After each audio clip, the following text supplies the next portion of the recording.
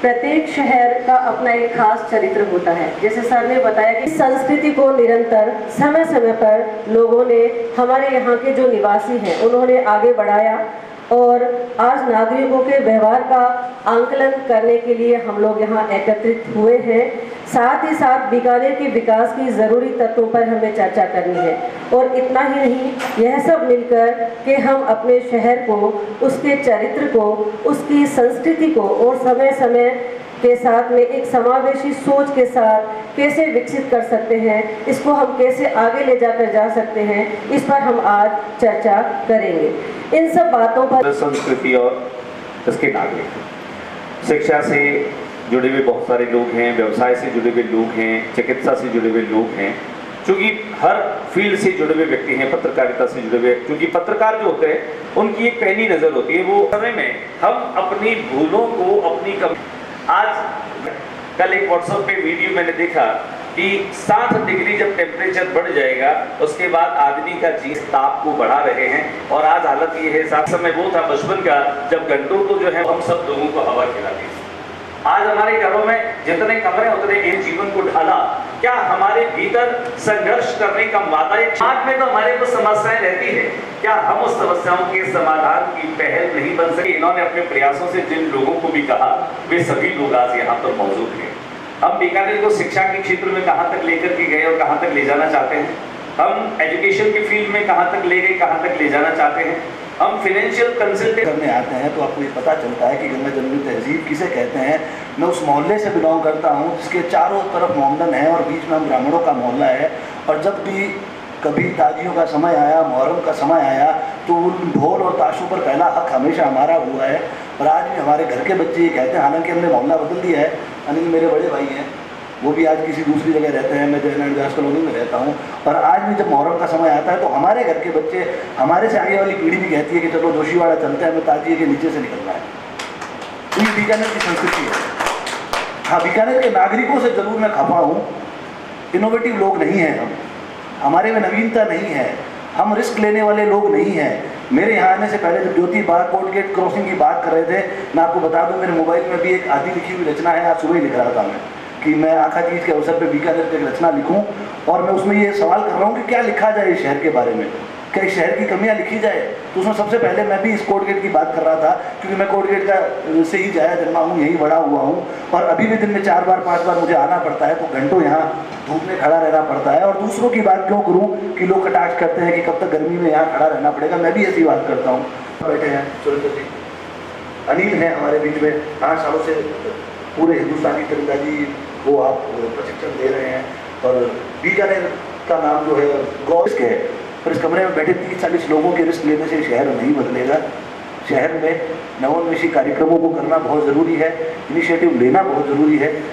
तो ये सार्थक होगी जो विषय पर हम बात कर रहे हैं, नगर का चरित्र जो कि हमेशा से श्रेष्ठ रहा है, संस्कृति हमारी वैभवशाली रही है, केवल नागरिक है जिनमें परिवर्तन की ज़रूरत है। और मैं चाहूँगा इस मंच के माध्यम से आह्वान करना कि जहाँ तक मैं लोगों को जागरूक करने की कोशिश कर रहा हूँ अपनी तरफ से, हर सेक्टर में जहाँ जहाँ मैं कर सकता हूँ, चाहे वो हेल्थ केयर हो, चाहे वो फाइनेंस हो, आप लोगों से भी मेरा। Thank you so much Shashank. आप जैसे ही ऐसे युवा बहुत कुछ करने की जो हिम्मत भी रखते हैं और काबिलियत निर्माण ही करते हैं, कॉलोनाइजर हैं और बहुत सारा काम आप करते हैं। इस कड़ी में जो कि जिसका नाम दे ही लिया, हमारे बीच एक और यंग एंटरप्रेन्योर के साथ मेडिकल और इंजीनियरिंग के बच्चों के लिए पूरा का पूरा कोर्स आपने यूट्यूब में डाल दिया, वो चल रहा है ना। तो मैं निवेदन करूंगा आपसे भी कि आप क्या सोचते हैं शहर को लेकर के, आपके दिमाग का क्या एक आइडिया है और हम इसे कैसे आगे ले जा सकते हैं? अच्छा होगा। आज हम सही और गलत के बीच का जो परिपाटी बहुत थिन लाइन है, उसको अगर हम लोग सही कर पाएंगे तो ही हम एक कैरेक्टर बिल्डिंग कर देंगे। जैसे मेरे पास में बहुत सारे पेरेंट्स आते हैं जो मतलब लिटरली मैं जिस शेप में अभी पेरेंटिंग को देख रहा हूँ, जिस शेप में मैं आज की जो जनरेशन है, जैसे अगर मैं मेरी बात करूँ तो बहुत रफ टफ एजुकेशन हम लोगों ने निकाली है ना। मतलब पेरेंट्स ने कोई बहुत ज़्यादा टेंशन नहीं ली कि पढ़े तो पढ़े, नहीं पढ़े तो नहीं पढ़े। पेरेंट्स ने यही सोचा कि ठीक है बच्चों को एक अच्छा प्लेटफॉर्म देते हैं, बच्चे अच्छा करेंगे तो ठीक है, वरना जिस सिर्फ हमारी पेरेंटिंग से कुछ नहीं होगा या हमारे लर्निंग एंड लर्निंग फेज, चाहे उनको डेवलपमेंट कर रहे हैं, उनको किस तरीके से अपब्रिंगिंग कर रहे हैं, क्या उनमें डेवलपमेंट बिल्डिंग कर पाएंगे, और नेशन बिल्डिंग होगी तो बीकानेर की कैरेक्टर बिल्डिंग, संस्कृति और नागरिक निर्माण की अगर हम बात करें तो कैरेक्टर बिल्डिंग ऑटोमेटिकली होगी। एंड डिटेल में बात करेंगे, आदत नहीं, मैं बहुत ज़्यादा साफ सुथरा और साफ शब्दों में बातें बोलता हूँ, और चाहे अपन 1000 जने बैठे होते तो भी मैं ऐसे ही बोलता हूँ, चाहे 10 जने बैठे होते तो भी मैं ऐसे ही बोलता हूँ। तो उस केस में हमें थोड़ा सा रियलिस्टिक होने की बहुत जरूरत है किसी मैं बीकानेर संभाग में हिंदी साहित्यिक पत्रकारिता के ऊपर, तब मैं एज अ प्रिंट मीडिया पत्रकार कार्य कर रही थी, तो उसमें से कुछ पंक्तियां मैंने चुनी थी। बीकानेर का मतलब है चरेवेती, अर्थात चलते रहो। प्रतिकूल परिस्थितियों में भी साहस, विश्वास, धैर्य और शांति के साथ चलते रहना इस शहर का जीवट है। चराचर रूप, जीवंत और चेतनावान इस नगर में संस्कृति का वास है। इसकी सहजता और सृजनशीलता स्वयं में अनूठी है, और दानों में दाना सबको सहेजता है, और यही बीकानेर का मूलधन है। इसी शहर की धरती में, इसकी नींव में आंधियां पलती हैं, तूफान मचलते हैं, पर यह नगर किसी आसमानी ताकत से नहीं डरता। इसने रूखा सूखा खाया है और ठंडा पानी पिया है, रहा है रचना और रचाओ दोनों धरातलों पर यह नगर संस्कृत, ब्रिज और अंग्रेजी जाने किन की वाणियों में ये बड़ी बात है। राव ढूंढकरण से लेकर महाराज जैसे लेखकों कवि अनूप सिंह, गज सिंह और स्वयं गंगा सिंह ने बीकानेर की रचना धर्मिता को अपने दरबार से बाहर है कि आज बीकानेर में जितना पांडुलिपियों पे काम हो रहा है वो पूरे हिंदुस्तान में कहीं नहीं हो रहा। कृष्ण रुक्मिणी जी की संवत 1808 की पांडुलिपि पर सफर करता बीकानेर कर दिया गया हूँ। भीतर पर साहित्य लोक संहिता, जब बौद्धिक चर्चा छेड़ने की मन में आती थी तो नंदकिशोर आदि सदीप की स्वर बहनी के साथ जब बीकानेर भवानी शंकर व्यास विनोद को लेकर जनमंच पर चढ़ा, विद्याधर, हरीश वादाणी, यादवेंद्र भट्टाचार्य, डॉक्टर श्रीलाल जी मोहता, राकेश मुथा, जी कोचर, हर दर्शन से वाला बीकानेर न केवल अपनी संस्कृति अपितु ऐतिहासिक धरोहरों। दो पंक्तियों के साथ अपनी बात को विराम दे रही हूँ। बलि लड़ावे कृष्ण ने, राजन खावजा पीर, एक थाल में लापसियाँ, सेवैयाँ और खीर। ऐसा है मेरा बीकानेर। जी, जैसा सुना था, मैंने पहली बार आपको सुना है, सच बात तो ये है, मैं पढ़ता रहता हूँ आपको। और बीकानेर नगर के चरित्र में एक खास बात तो है कि ये जो इस नगर, मैं इसमें चूँकि महाविद्यालय शिक्षा से जुड़ा हुआ हूँ, तो बच्चों के साथ जो संवाद होता है, और मैं रिस्क को नहीं कहूँगा इस शब्द को, मैं ये कहूँगा कि उनके साथ है कि मैं लगातार उनसे कुछ ना कुछ पूछता रहता हूँ। तो उसमें मेरे को ऐसा महसूस हुआ कि अधिकांश हॉस्पिटल बना दिया, कॉलेज बना दिया, उसके लिए तमाशा आप तैयार है, लेकिन कोई तमाशा क्या ऐसे भी है जो यहाँ पे एक ऐसा उद्योग स्थापित करें जो यहाँ के लोगों को नौकरी करते हैं, तो कुछ हम इससे भी कहें कि डेवलप करने की कोशिश करें। सरकार चला सिर्फ उनको वाला बीमार, एक बात ये है। दूसरी बात ये कि जब कि भाई हमको इस विश्वविद्यालय को पूर्ण विश्वविद्यालय के रूप में डेवलप किया जाए, ऐसा नहीं किया जाए कि एक डिप्लोमा लेने के लिए बच्चा का एडमिशन ले रहा है और डिग्री लेने के लिए कॉलेज में, वहाँ पे सारे वो विषय चल रहे हैं जो कहीं भी रोजगार परक विषय नहीं। चलिए रोजगार तो बहुत अलग की बात है, डिग्री के विषय वहाँ नहीं चल रहे। कह सकते कि शहर में कहाँ कहाँ उनके पास में सारी इंफॉर्मेशन है, और हमारे शहर के युवा को सृजन की बजाय उन्मुख होने की, वह खुद का ही विनाश करने पर तुला है।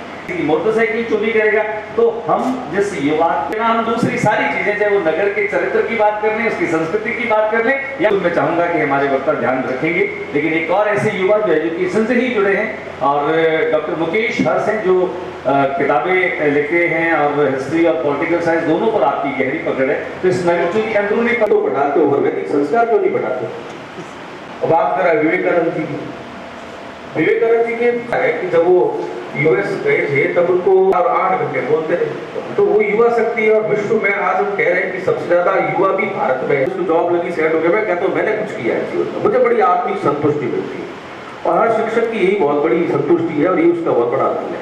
तो निश्चित रूप से अब सी पर शिष्ट है, क्षमाशील है, कर्तव्यनिष्ठ है, और निश्चित रूप से मुझे आज शिक्षक होने पर निश्चित रूप से बहुत गर्व है, क्योंकि मेरे पास वो पूंजी है जो कई पूंजीपतियों के पास भी नहीं होती है।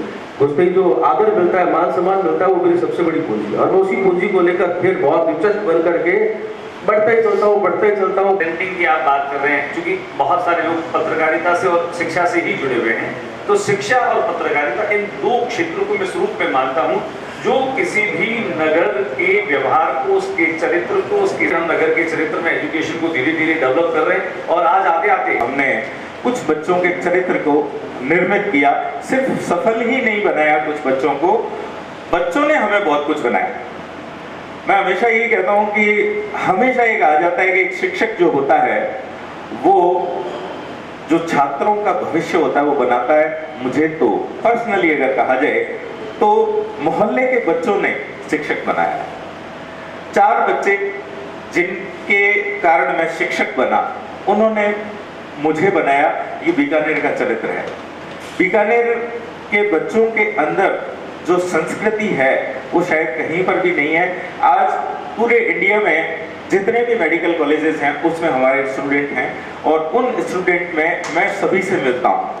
जब भी जाता हूँ तो सबसे पहली बात ये आती है कि मेरा उस शहर में जाना नहीं होता, सिर्फ कॉल करता हूँ तो वो इस तरह से पूरे देश में, क्या पूरे विश्व में बीकानेर से अच्छे स्टूडेंट नहीं।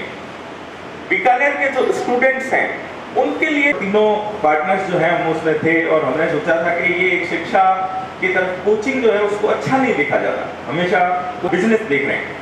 तो हमने ये कहा कि शिक्षा ने हमें बहुत मदद बनाने में थोड़ा योगदान दिया, और क्या किया, हमें फ्रीली हमने उसी मंच से वहां पर के कारण हम नहीं कटने देंगे, और उसके बाद हर साल कम से कम 100 बच्चों को फ्री पढ़ाएंगे। और उस दिन प्रज्ञानम की नींव जो है वो रखी गई थी। प्रज्ञानम एक ऐसा संस्थान जिसमें आप सबके सामने अभी फिर मैं कहना चाहूँगा, क्योंकि जब हमारे चरित्र निर्माण की, संस्कृति की और नागरिकता की बात आ रही है तो उसमें सिंथेसिस मायने रखता, उसमें मायने रखता है प्रज्ञानम।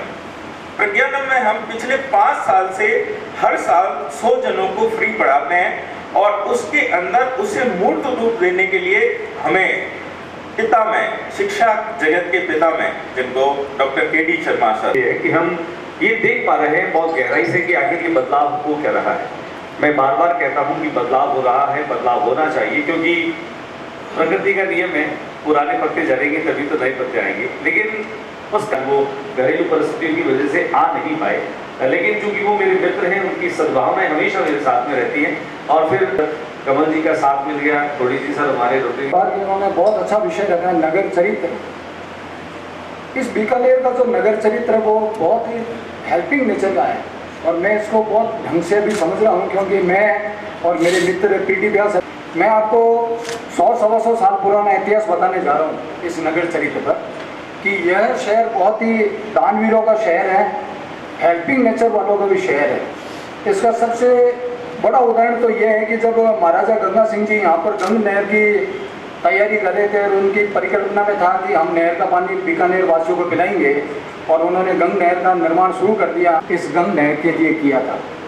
और तब से लेकर अब यदि अपन 125 साल बाद बात करें, वो 1920 की बात है, और आज 2024 चल रहा है। आज भी अपने नापासर के CS मुंदड़ा साहब 100 करोड़ की हॉस्पिटल यहाँ पर बना रहे हैं। तो नगर चरित्र इतने समृद्ध और इतना मजबूत है, हमारी कमी रही कि हमने उन चरित्र को धीरे धीरे भुला दिया। आप ये देखो कि शिक्षा के क्षेत्र में भी यहाँ के लोगों ने बहुत काम किया था। उस समय नो प्रॉफिट नो लॉस पर शिक्षा दी जा रही थी। के बारे में हमारे जमा है महाराजा को कहने की बात, और नितिन जी हंस रहे हैं क्योंकि नितिन जी को कई सारे ऐतिहासिक किस्से हैं। श्रीकांत जो अभी तो आपको बाल कम देख रहे हैं, लेकिन मैं बता दूँ श्रीकांत जो है वो MS कॉलेज में कि जो नशे में जा चुके हैं उन लोगों का तो हम कुछ कर नहीं सकते, क्योंकि उनके लिए तो उनकी घरवाली भी परेशान है, क्या करें बेचारे, घर बर्बाद हो रहे हैं। और वो मैंने पास से देखा है, क्योंकि मैं इससे जुड़ा। लेकिन मैंने इस टारगेट को ऐसे लिया कि मैं उन स्कूल के बच्चों के पास जाऊंगा जो 10th में है, 11th में है, 12th में है, जिन्होंने नशा जाना भी नहीं था कभी कि क्या है, उनके पास जाऊंगा और उनको ये बात समझाऊं कि ये रास्ता बुरा है।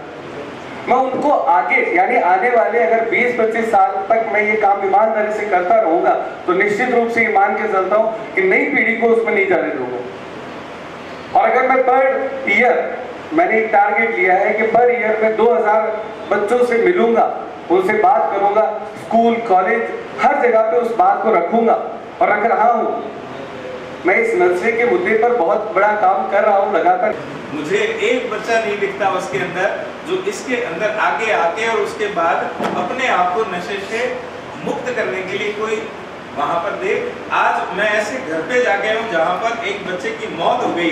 उनके पिता को हम लोगों ने ये समझाया कि आप एक अभियान चला के इसको सबके सामने प्रकट करेंगे। हमारे बच्चे को खोया हमने, हम इसमें आगे किसी के बच्चे को खोने नहीं देंगे। क्या ये पीड़ा आप समझ रहे हैं हमारी? मैं आप लोगों से चर्चा करने के लिए यहाँ पर रख रहा था। क्या आप 2000 बच्चों को हम नहीं समझाते होंगे? कभी हर साल समझाते हैं, आज तक नतीजा नहीं आया, इसलिए यहाँ पर रखा था, सिर्फ कटाक्ष करने के लिए नहीं। क्या करवाना चाहते हैं आप मुझे? मैं तैयार हूँ, मैं अपने बच्चे के लिए तैयार हूँ, अपने परिवार के लिए और अपने पूरे सिंथेसिस परिवार के साथ यहाँ पर खड़ा हूँ। आप बताएं मुझे कि क्या करना चाहिए। धन्यवाद सर, बहुत अच्छा लगा आपने समझूंगा और हम इस पे परिचर्चा जरूर करेंगे। और लेकिन एक और बात मैं साथ में कहूँगा कि संवाद में मेरा व्यक्तिगत नहीं है सर। किसी से भी अगर कोई शब्द निकल जाए तो मैं पहले कान पकड़ के माफी मांग लूंगा। संत ये सारी एक जो परंपरा है वो हमें सिखाती है कि बड़ों की इज्जत करनी चाहिए, बड़ों के साथ। जहाँ बातों की बात करते हैं, अभी थोड़े दिन पहले थे यहाँ कोई फूड ब्लॉगर आया हुआ था बीकानेर में। तो बैठे हैं, कोई नया आदमी आ गया, नया व्यक्ति आ गया, वो क्या कर रहा है क्या नहीं कर रहा है, किसी को पूछने की जहमत नहीं है। लेकिन हमारे साथ में एक युवा साथी है, उसमें इस तरह की कुछ आदतें हैं। उम्र में तो वो छोटा है लेकिन वो बातें बड़ों जैसी करता है, बुजुर्गों जैसी करता है कई बार। तो वो पता था ये ब्लॉगर है और ये रिकॉर्ड कर रहा है, लेकिन चूंकि सरदार था तो सामान्य तौर पर एक अपरिचित व्यक्ति था। तो बैठा बैठे उसने पूछा, भाई अच्छा कर्सों आया क्या कर रहे कर क्या रहे, और क्या पता ये फूड ब्लॉगिंग के जरिए तो क्या पता कोई और तरीके की साजिश की मैंने कोई अंजाम दे दे। हालांकि आमतौर पर मोहरे जैसा आदमी जगह बात सोचे को नहीं बात, लेकिन उसने तपाक से उसको यही सवाल किया और उसने सारे उसके आधार कार्ड सारे देखे। और ये मुझे लगता है कि इस तरह की सजगता जो है वो ही इस तरह की चीजों को रोक सकती है, क्योंकि उसका एक बड़ा वैक्यूम आ गया शहर में कि अब पूछ नहीं अभी हो रही है। तो सर मैं कहना चाहूँगी ओवर पेरेंटिंग तो हो रही है, ये बात सही है आपकी, बट क्या वो ओवर पेरेंटिंग सही डायरेक्शन में हो रही है? क्या हम रिसोर्सेज अवेलेबल करवाने में लगे हुए हैं अपने बच्चों को कि ये भी दे दें वो भी दे दें, बेटा ये भी ले लो, पर क्या वो उन रिसोर्सेज को सही तरीके से यूज़ कर पा रहे हैं? हमने मोबाइल पकड़ा दिया, इंटरनेट पकड़ा दिया, गूगल बाबा को चलाना सिखा दिया, पर उसमें से क्या सही है और क्या गलत है, उसको कितना चलाना है, कितना यूज़ करना है, क्या हमने ये सिखाया? अगर हम ये नहीं सिखा पा रहे हैं, अगर हम ये नहीं बता पा रहे हैं तो सर बच्चा गलत डायरेक्शन में जाएगा ही, नशे की तरफ बढ़ेगा ही। क्योंकि श्वेत सर जो है नीट IIT से जुड़े हुए हैं और ये वो फील्ड है जहाँ स्ट्रेस लेवल बहुत हाई चला जाता है बच्चे का, और इस चीज़ के रिस्पॉन्सिबल पेरेंट्स हैं। सोचे कि बिल्डिंग निकल जाएगी, ऐसा नहीं होगा। समस्याओं की तरफ से आंख मूंद कर बैठ जाएंगे तो समस्याओं का समाधान नहीं होगा। हमें उठ करके उसके लिए प्रयत्न करना होगा। और ये बात देखिए, भगत सिंह चंद्रशेखर आजाद की जो है ना, वो कुछ लोग ही थे, पूरा देश नहीं था, वो उन परिवारों से निकले थे। तो बदलाव की बयार बहनी चाहिए, ये कहते तो सभी हैं, लेकिन उस बयार को बहाने वाली शुरुआत कहाँ से होनी चाहिए, बात उसके लिए। और आज का जो संवाद का कार्यक्रम है, कमल जी और पुरी जी और कन्हैया जी में पता चलेगी कि यहाँ के नागरिकों का चरित्र कितना उन्नत है। मैं चूंकि खुद ही भरतपुर से हूँ और भरतपुर यहाँ से 500 किलोमीटर दूर पड़ता है, जो यूपी के बॉर्डर पे है। तो जब मैं यहाँ देखती हूँ कि यहाँ के नागरिकों का चरित्र बहुत उन्नत है और इस पर काफ़ी बात हो चुकी है, मैं जिस विषय पे बात करना चाहूँगी वो है बीकानेर का विकास। बीकानेर के अंदर जो मुझे कमी दिखती है वो दिखती है कि बीकानेर के लोगों में वर्क कल्चर नहीं है, यानी कि लोग काम नहीं करना चाहते, और वो काम इसलिए नहीं करना चाहते क्योंकि काम है नहीं उनके पास करने के लिए। तो जितने भी बच्चे हैं, मैं 26 सालों से कॉलेज में पढ़ा रही हूँ लड़कियों के बीच, कि उनके पास करने के लिए कुछ है नहीं और वो सिर्फ ये कार्य करना चाहती है कि किसी तरीके से पढ़ लिख के कोई कंपटीशन एग्जाम दे के और वो नौकरी पे लग जाएं। लेकिन हम सभी जानते हैं कि सभी को सरकारी नौकरी नहीं मिल सकती। तो हमारे यहाँ के जो उद्योगपति हैं उनको आगे बढ़ के हमारे बीकानेर का विकास करना चाहिए। उन्हें यहाँ पे कुछ ऐसे उद्योग धंधों को लेके आना चाहिए कि जिससे बीकानेर का विकास हो सके। बीकानेर के पास बहुत अच्छी चीज़ है कि यहाँ नमी नहीं है, बारिश नहीं है, तो यदि हम अपनी कमजोरियों को यदि हम अपनी ताकत बना दें तो निश्चित ही वहाँ का विकास होगा। जैसे हम दुबई को देखते हैं कि दुबई भी इस तरीके से रेगिस्तान था, उन्होंने अपनी कमजोरियों को ताकत बना दिया। तो हम जो एक रेगिस्तानी इलाका है, ये स्वस्थ शरीर में स्वस्थ मस्तिष्क का निवास हो तो खेलों की एक बात हो जाए। इसलिए मैं अनिल जोशी जी को उस भूमिका से उपकरण खरीदने जैसी स्थिति नहीं होती है, हम उसमें मदद जरूर करते हैं। लेकिन जो खिलाड़ी आज मैदान पर ट्रेनिंग कर रहा है, मैं आपको और बताऊंगा कि श्याम सुंदर की जिसकी मैं आपसे चर्चा कर रहा हूं, आप उसका 9 साल पहले का करियर उसके डीजे में काम करता था और किस तरीके से उसका चरित्र था, किस तरीके से उसकी जीवनी थी, शायद उसके माता पिता ही आज आपको बहुत बेहतर बता सकते हैं। लेकिन मैं जो बात कह रहा हूं, हमने 5 ऐसे बच्चों को नशे से मुक्त करवाया है। आप जब भी कभी समय मिले जरूर हमारे मैदान में पधारें और मैं आपको एक निवेदन करूंगा कि आप बात करने से पहले अपने स्वयं के बच्चे को मैदान से जोड़ दीजिए। मैं ये नहीं कहता कि और आपके बच्चे का आगे बढ़ने का स्तर किस तरीके से डेवलप होता है वो आप खुद देखेंगे। तो 27 साल वर्ष का, सारी बात नशे और युवा की चल रही थी, तो घबराहट हुई हम क्या बोले। जब मैंने 2014 में अपनी शिक्षा की थी पूर्ण, तो व्यापार में आना था रियल इस्टेट। तो रियल इस्टेट का जो व्यापार है, जो मुख्य सरस्वती का व्यापार, आप जैसे सरस्वती का बदलाव करेंगे वैसा आप माल बिकेगा। तो मैं उनके पास जाता था और रोज ही घर आके परेशान हो गया, वहाँ होता है क्या है। रोज जाता हूँ, सांस में करके आता हूँ और महाराज जी के चरणों में बैठा रहता हूँ, वहाँ है क्या।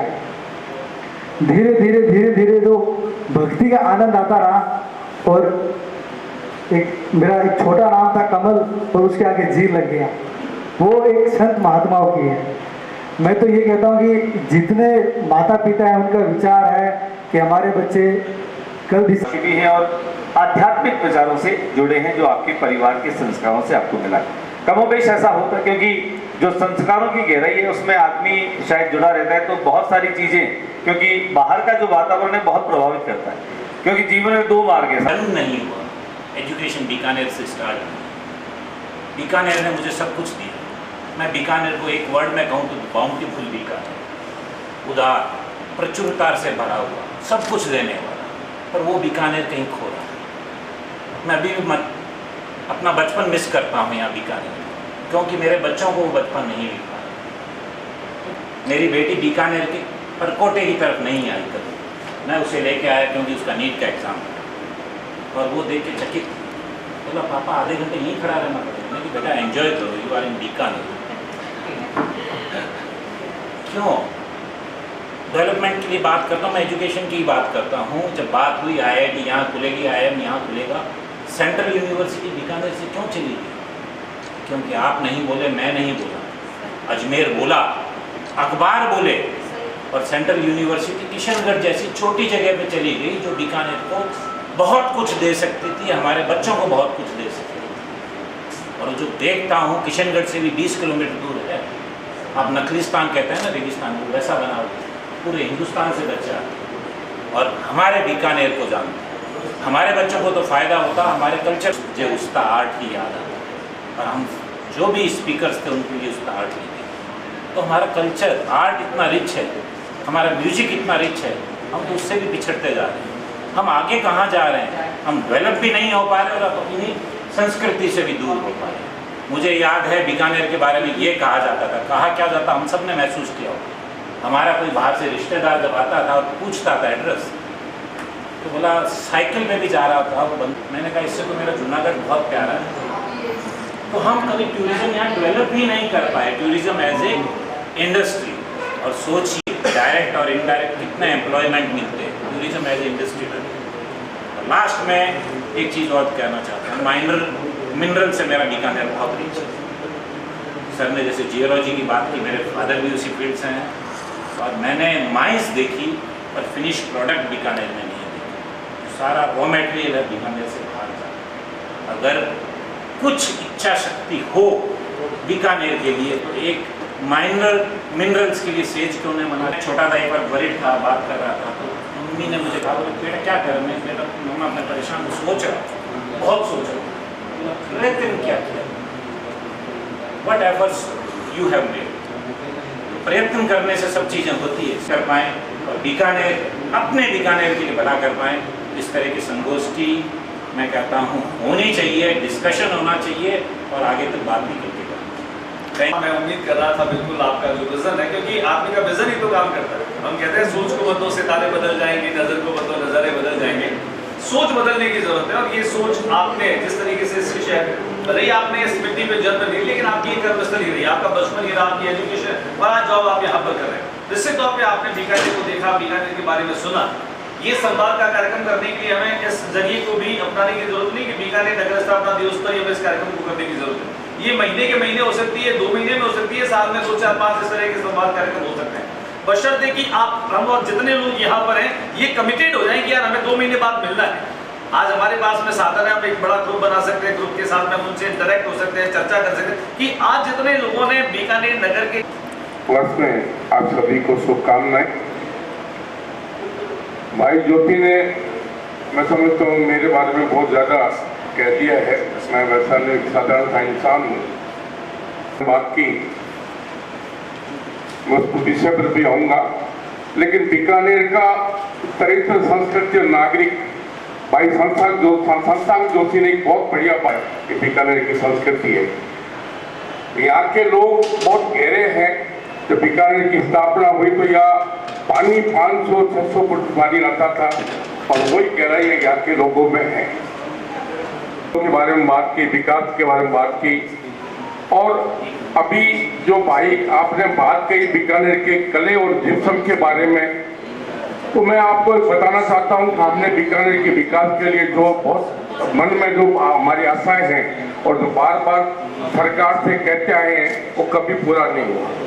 हम बीकानेर के लोग बहुत सुस्त हैं। एक कहावत है बीकानेर के बारे में कि महाराज काई करो कि बायला बजा करा, तो बजा जो है वो विकास नहीं कर पाता। हमने बीकानेर के जो उद्योग जगत के लिए जो हमने हमारे से जो वर्ग पड़ा, मैं बीकानेर जिला उद्योग संघ का 20 साल अध्यक्ष रहा, बीकानेर व्यापार मंडल का भी वर्षों से मैं संरक्षक और सचिव भी रहा। हमने बीकानेर में जो धारणाएं हैं वो कभी चेंज होना बड़ा मुश्किल है। आज भी 1947 से जो रेलवे फाटक की समस्या है जस की तस है। बीकानेर में हवाई मार्ग के लिए अपने प्रयास किया और मैं आज मन से कहना चाहता हूं कि बीकाजी ग्रुप के जो एमडी है श्री रतन अग्रवाल, उनकी देन है कि बीकानेर हवाई अड्डा शुरू हुआ। मैं हवाई अड्डे का एक सलाहकार सदस्य भी हूँ। हमने अभी बीकानेर में सरकार से, गवर्नमेंट से, अब्दुल से बात करके 77 बीघा जमीन जो है वो उसके लिए बनाई है ताकि क्या है कि बड़े जा सके। महीने में 2 महीने में अगर हो जाए तो मैं समझता हूँ बीकानेर के लिए एक बहुत अच्छी बात होगी और ये निरंतर संवाद बनने से बीकानेर का विकास हो सकता है। आप सभी का यह बनाने पर सामने सामने अनिल जी आगे, पंकज जी, गजेंद्र जी आगे साथ में आगे अजय सामने कमल जी बने रहे साथ। हाँ यस डॉक्टर मोदिता जी, आपसे मेरा अनुरोध कि आप भी साथ ही आ जाए। Just A token of memory है ये। हम अगले साल स्थापना दिवस तक इंतजार नहीं करेंगे, सभी के कॉन्टेक्स्ट में को साबित कर पाए। शशांक शेखर, ऑनरेबल सुनीता जी, भाई शिव बालानी, गिरिराज जी खरीबाल, आप सभी जो लोकेश जी मोदी साहब और खूब वर्षों से जिनका प्यार हमें मिलता रहा है, वकील साहब एडवोकेट महेंद्र जैन साहब, आपसे भी मेरा निवेदन है। देखिए आपको याद भी दिलाता रहेगा कि हमें आगे कुछ करना है, मतलब एक तरह से दिशा में आगे बढ़ना है। शिव अदानी एक ऐसा पत्रकार है, वर्षों बाद मैंने देखा ऐसे पत्रकार है, और इसने उसकी परवाह नहीं, 2-3 दुकानें तो दांत में खुलने वाली।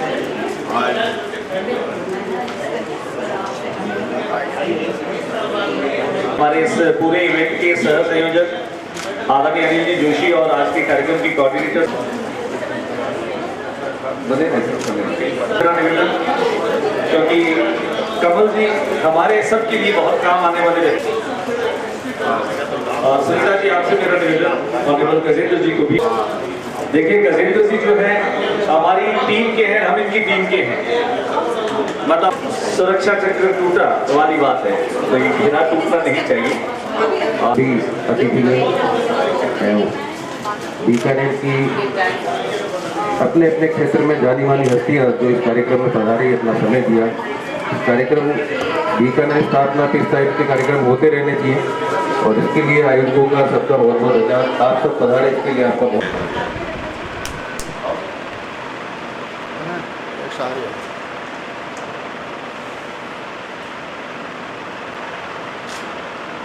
ठीक हो।